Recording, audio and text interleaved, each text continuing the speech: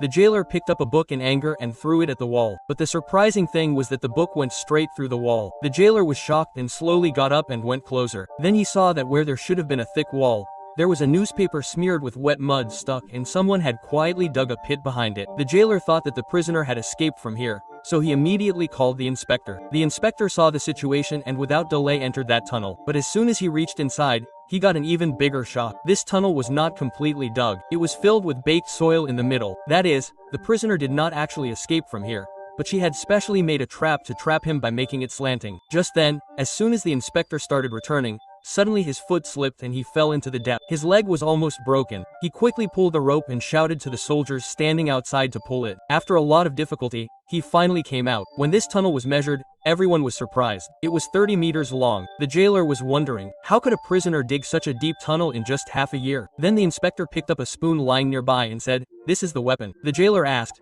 "How do you know this?" Then the inspector picked up the soil fallen on the ground and sieved it, which revealed that it contained salt. Actually, this salt came from the daily food. Whenever the jailer brought food, that woman would apply the soup on the wall. This would slowly melt the soil and make it soft. Then she would keep digging the wall with the same spoon. But this would take a lot of time, so she ordered a lot of books from the jail and pretended that she studied every day. Actually, the second function of the books was to hide the pit. She would spread the soil on paper, then soak it and stick it on the wall. In such a situation, when the jailer would investigate, he would not find anything. When needed, she would open it and continue digging. But now the question was what was done with the soil. The answer was also surprising because the jail was built on a mountain height and strong winds often blew here. She would just throw mud out of the window and the wind would blow it away. After 6 months, the tunnel was almost complete and the escape plan began because the prisoner had not come out of her room for many months, so people had almost forgotten about her. Luckily, a senior officer came to inspect the jail that day. The entire jail was busy in preparing for the welcome with dance and songs. All the guards were busy in flattering the officers. Amidst all this commotion,